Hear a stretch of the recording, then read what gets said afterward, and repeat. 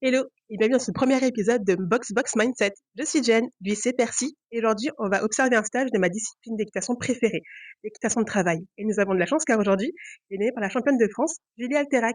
Vous venez? Mais qui c'est Julie Alterac?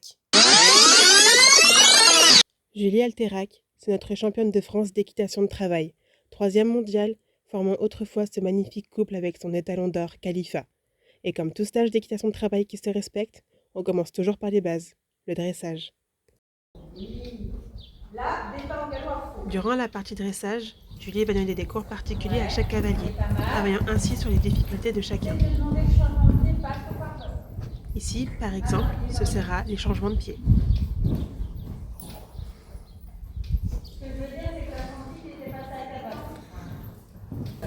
Plus, soit dans la selle vers l'arrière. Voilà, et là peut-être. Voilà. En deux temps. Doucement.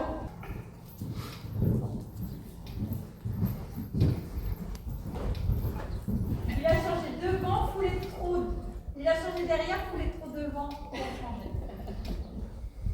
Mais en gros, là, tu avais un tempo un peu plus oui, sec. C'est ça. Et j'ai dit on part au galop, on n'y va pas, puis finalement on y va. C'est ça. Mais c'est l'apprentissage. Hein. Avec cette cavalière, Julie travaille plutôt les appuyés. Je sors du coin, je suis en épaule en dedans, tu vois, le truc que j'ai trop maîtrise. Ouais. Et en fait, à un moment donné, les épaules sont déjà sorties, et hop, j'envoie les hanches pour que ça suive un peu. Je fais quelques foulées et je me remets en épaule en avant. Tu vois, là, tu as trop de hanches. Et là, tu te remets un peu en épaule en dedans, tu avances en droit. Voilà, et là, tu remets les hanches. Voilà. Et hop, tu vas avancer un peu droit. Et du côté des box avec Rémi, comment ça se passe? Alors, est-ce que c'est obligé de stresser pour les concours? Est-ce qu'on ne peut pas laisser le crin libre? Ça dépend des traditions. La tradition Camargue, les crins sont libres, donc tu n'es pas obligé de tresser. Mais en tradition portugaise, c'est conseillé de tresser parce que si tu veux, ça rentre en compte dans la note de présentation cavalier-chevalet. Toi, tu fais ça bien, hein? Donc du coup, ça c'est une tresse inversée, donc une tresse à la portugaise. Et le plus compliqué, c'est de la coller parce que ça fait des crampes au doigt. Je pense que c'est pas dégueu, c'est super beau ce que tu as fait.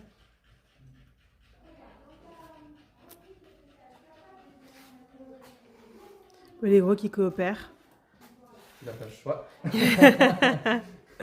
Bravo. C'est potable quand même. Oui, c'est potable pour travailler, c'est très potable.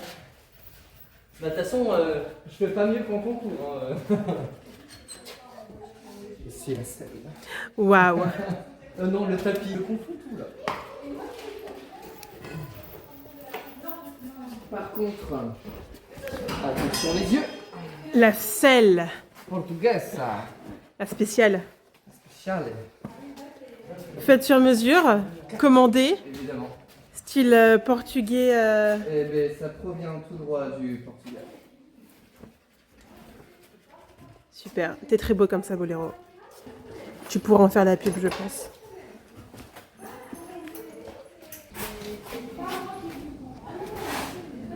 Et attends, il faut vous montrer ces magnifiques étriers. Tout ça, c'est by Symphonie. Symphonie salle de fuiteur, il faut aller la voir.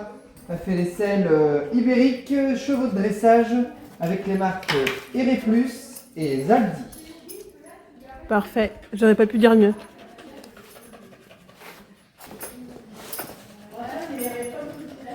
Là, on va passer à mon épreuve préférée, qui est la maniabilité. J'ai de la chance parce que Rémi va nous montrer un petit peu comment ce qu'on fait pour passer tout ça. Ensuite, l'obstacle, c'est pareil, c'est un obstacle de franchissement. On arrive au galop, on ratterrit sur le bon pied, sans heurts, avec un geste adapté à la hauteur de l'obstacle. La garroche, on la prend à main droite, on peut la faire au pas ou au galop. Le but, garder la même qualité d'allure du moment où on la prend jusqu'au moment où on la repose. On peut avoir l'anneau en plus. Ici, on l'a pas, mais sinon, on a un anneau. Tu te méfies de pas la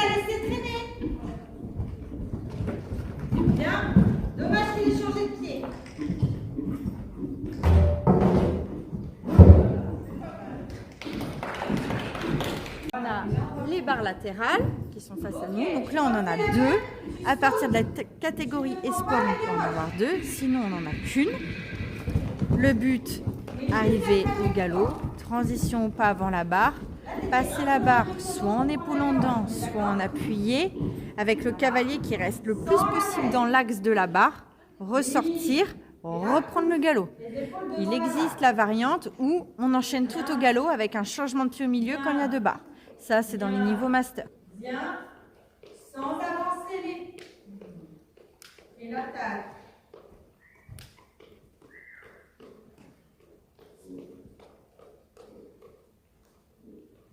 Droit. Arrête. Après, tu arrêteras et tu caresses. Ça, c'est bien. T'as vu comment c'était beaucoup plus précis? Le poulailler, toujours un obstacle de franchissement. Le but, pour les petites catégories, c'est à franchir au pas. Pour les catégories à partir de master, c'est au galop. Il faut rentrer face à la porte d'entrée, passer autour du plot violet, là en l'occurrence, avec un cheval détendu, avec 4 temps égaux, sans hésitation, une silhouette qui s'allonge dans le calme, faire une pirouette, un demi-cercle, les changements de pied, tout ça sans heurts, ça dépend des catégories. Et ensuite faire la même chose à l'autre main et ressortir droit. Le changement de pied, un petit peu court derrière. Voilà, galop. Ouais, bon. La porte pareil, on l'aborde à main droite. On s'arrête avec le corps humain à côté du loquet. On attend une immobilité et une fois que l'immobilité est bonne, on ouvre, on recule tout en glissant sa main sur la porte, on la pousse, on passe en fluidité et on referme en s'aidant de son cheval. Tout ça sans arrêt, sans rupture de rythme, il n'y a que 2 arrêts avant et à la fermeture.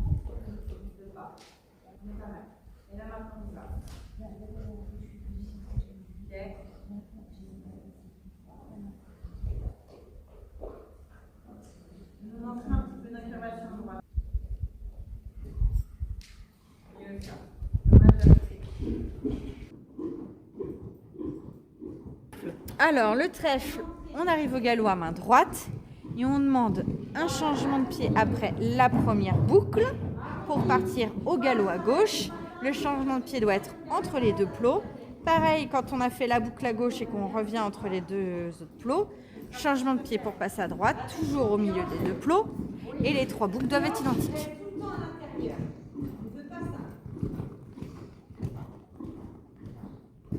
Ok, marche large, tu vas revenir. Le slalom est généralement fait de piquets espacés de 6 mètres. Ce qui importe pour les juges est la précision du tracé, la qualité de l'allure qui peut être au pas, au trot et au galop, avec un changement de pied, la qualité de l'incurvation et l'équilibre du cheval. Il peut être aussi demandé en marche arrière. Après cette superbe démonstration de maniabilité technique de Rémi et Bolero, on va pouvoir passer à notre toute première interview à Julie et moi-même. Bonjour Julie, est-ce que tu pourrais te présenter à toutes les personnes qui ne connaissent pas l'équitation de travail, qui tu es, comment est-ce que tu es arrivée à ton statut de championne de France et 3e mondiale, ce qu'il faut aussi le dire. Comment tout ça s'est mis en place et depuis quand? Eh bien, bonjour Jennifer. Alors, j'ai commencé l'équitation de travail en 2019 sur une jument de l'élevage de mes parents. C'est des amis qui m'ont présenté la discipline parce qu'on avait des Lusitaniens qui étaient spécialisés un petit peu dans cette discipline-là. Ils m'ont dit, mais pourquoi vous n'essayez pas? Et donc, j'ai essayé. J'ai fait une année en petite catégorie. Après 2020-2021, il y a eu le Covid. Ouais. Mais c'est à ce moment-là que Khalifa est arrivé dans notre vie. D'accord. Voilà, on l'a acheté courant 2019. En 2020, on l'a préparé, monté pour le plaisir. On a fait les concours régionaux qui, eux, n'ont pas été fermés. D'accord. donc en catégorie Master C, à 2 mains, c'est-à-dire. Et en 2021, quand ils ont ouvert les compétitions nationales, et ben là, on s'est mis au niveau international à 1 main en juin 2021, la première compétition. D'accord. Et donc, ça veut dire que Khalifa, tu l'as acheté en sachant que tu voulais aller vers cette orientation. Non, c'était vraiment. Khalifa, on l'a acheté uniquement pour faire de la reproduction. D'accord. Bah, belle surprise au final. Belle surprise. D'accord. Et donc, est-ce que tu peux justement un peu me parler de ton couple avec Khalifa et toi? Est-ce que tu as été, est-ce que tu savais déjà sur quoi tu t'engageais avec lui? Est-ce que tu savais déjà qu'il avait un potentiel pour l'équitation de travail? Ou tu t'es dit, bah, incroyable, ce cheval, il est prédestiné pour cette. Alors, pas du tout. Quand on l'a acheté, il avait déjà fait de l'équitation de travail et on nous avait plutôt dit pour un reproducteur, c'est bien, mais l'équitation de travail, il n'est pas fait pour ça. D'accord, il était fait pour quoi alors? Bah, pas pour l'équitation de travail. Ok. Et il y a eu plusieurs cavaliers et voilà, c'est ce qu'il en était ressorti. Et quand moi, je suis revenue à l'élevage, parce que j'étais partie pendant plusieurs années, je suis revenue et il était là, j'ai commencé à le monter juste pour moi. D'accord, ok. Et il y avait des présentations à faire au public. Et vu que c'était le nouvel étalon de notre élevage, on l'a présenté en tant que reproducteur. D'accord. Et c'est après, en montant régulièrement, en faisant des stages plus en dressage, que le groupe petit à petit s'est formé. Et donc du dressage, on est passé gentiment en équitation de travail. Super, ok, d'accord. Et donc, Khalifa, pour ceux qui ne connaissent pas, c'est le cheval qui t'a permis d'arriver. Ouais, d'accord. Bah, c'est incroyable parce que. C'est avec lui que j'ai gagné mes premiers championnats de France en 2021, les 3e au championnat du monde en 2022, puis après encore une victoire au championnat de France fin 2022, fin 2023 encore une victoire au championnat de France, et après on a fait les Europes où on a encore fini 3e, et pour finir l'année et sa carrière en équitation de travail, on a fait encore le championnat de France pour une 4e victoire. D'accord. Est-ce que tu as des prédispositions? Est-ce qu'il y a des chevaux qui sont plus adaptés à cette catégorie, enfin à ce travail-là? Est-ce que n'importe quel cheval peut faire de l'équitation de travail? Honnêtement, tous les chevaux peuvent faire de l'équitation de travail. Le seul bémol, c'est qu'on va demander beaucoup de rassemblés dans les catégories élevées et même dans les petites catégories, dans des petites carrières, en fait le rassemblé va être important. Donc un cheval qui a une capacité de se rassembler plus facilement comme le Lusitanien va être favorisé. Mais après un cheval qui peut être très froid, très calme, peut avoir aussi des facilités parce qu'en fait des obstacles type de franchissement, pont, porte, saut, ça va lui faire ni chaud ni froid. Oui, d'accord. Donc en fait, chacun a ses atouts, mais après c'est sûr que, par exemple, au championnat du monde, les 10 premiers c'était 10 Lusitanien. Est-ce qu'il y a un panel de races de chevaux qui revient régulièrement dans les compétitions d'équitation de travail? Oui, tout ce qui est ibérique en général. D'accord. Après, là de plus en plus, on a des chevaux allemands qui peuvent, au sel français, enfin de ces origines-là, qui peuvent tirer aussi les parmi du jeu. D'accord, ok. Et par rapport au tout ce qui est cavalier, est-ce que tu as une sorte de cavalier type pour l'équitation de travail?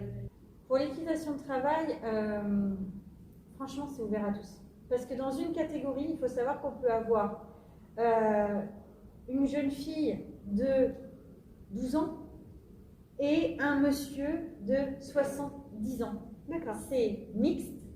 Il n'y a pas de, c'est pas fermé en âge, et on peut avoir du poney d'1,20 m au cheval d'1,70 m dans la même catégorie.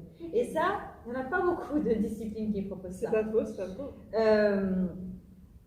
Donc je dirais, de toute façon dans toutes les disciplines du cheval, il faut du calme, de la sérénité et avoir confiance en son cheval. D'accord. Et déjà, rien que ça, ça fait le job. Ça fait le job. Est-ce que tu pourrais me donner l'exercice que tu aimes le plus en équitation de travail? Maniabilité technique ou le dressage? Bah, on va faire peut-être un peu de tout. Bah, de toute façon, après, dans le tri de bétail, il n'y a pas forcément d'exercice en particulier. Ouais. Bah, écoute, j'ai envie de te demander en maniabilité.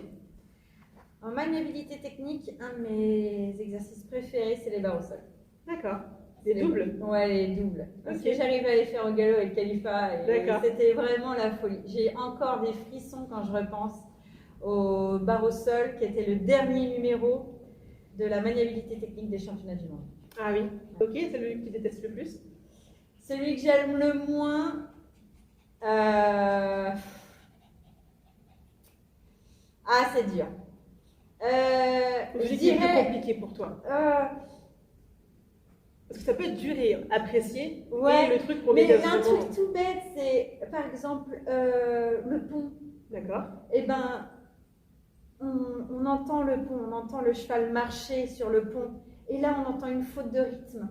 Et là on se dit, oh, des points s'envolent. Ah ouais? Et des fois c'est juste un tout petit truc, mais t'as tellement de pression quand tu montes sur le pont, tu te dis, pourvu que tout se passe bien. Et on pourrait dire, ah, tiens, c'est plutôt le slalom parallèle, le slalom en ligne et tout.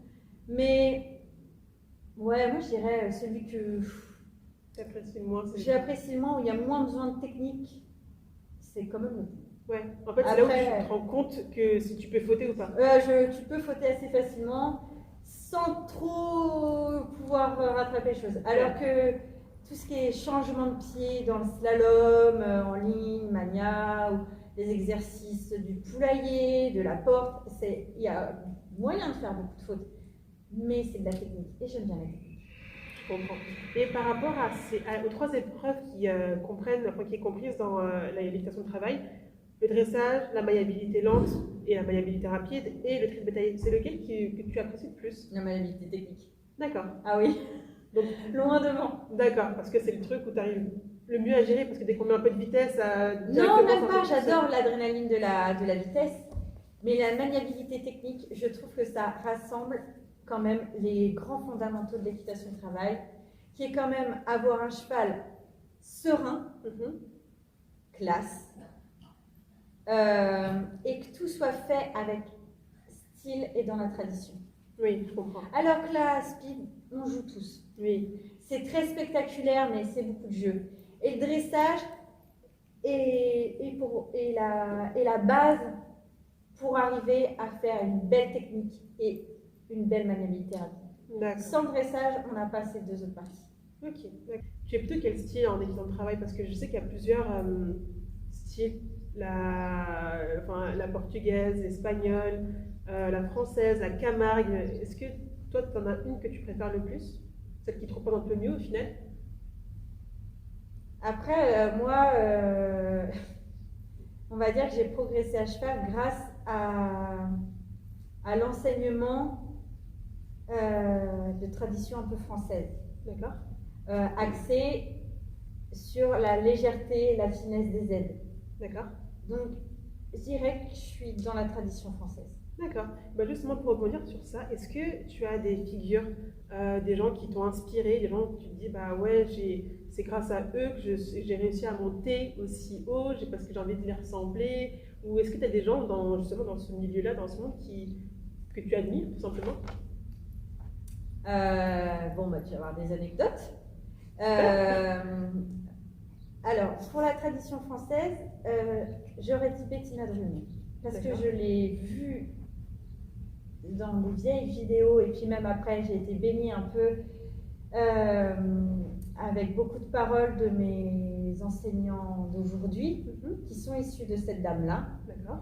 Et elle m'a apporté tout ce qui est finesse, légèreté, tout ça. D'accord. Voilà. Ensuite, pour l'équitation de travail en elle-même, c'est au Salon du Cheval de Paris en 2018 que j'ai vu la première compétition d'équitation de travail de ma vie. C'était un challenge international. Il y avait 4 équipes, une française, le Portugal, une européenne et un autre pays. Je me demande si c'était pas encore une autre européenne. Enfin bref. Et j'ai vu Gilberto monter. D'accord. Sur Zinc. Ah, Gilberto Philippe, le premier mondial. Voilà, okay. Le champion du monde en titre et champion d'Europe en titre aussi. D'accord. Et je l'ai vu, et c'est vrai qu'on ne voyait pas faire grand-chose, et pourtant le cheval, il se bougeait entre les obstacles. Ouais. C'était d'une fluidité magnifique. Et je me suis dit, waouh, ça j'aimerais bien tester un jour. Après, on m'a mis sur la voie, voilà, avec des amis, comme j'ai dit tout à l'heure. Et il faut savoir que ça, c'était en 2018. Et donc, 4 ans plus tard, j'étais à côté de lui sur le podium. Et ça, c'est incroyable. Et quand je lui ai dit, vous savez, c'est vous qui m'avez donné envie de faire de l'équitation de travail. C'est grâce à vous que je suis à côté de vous aujourd'hui. Ouais, je comprends. Il y a eu beaucoup d'émotions à ce moment-là. En tout cas, je te remercie, Julie, pour ces belles paroles et ces histoires. Et peut-être à une prochaine. Avec plaisir. Ciao. Voilà. Allez, vendu. Et on fait la foule au délire. Ouais.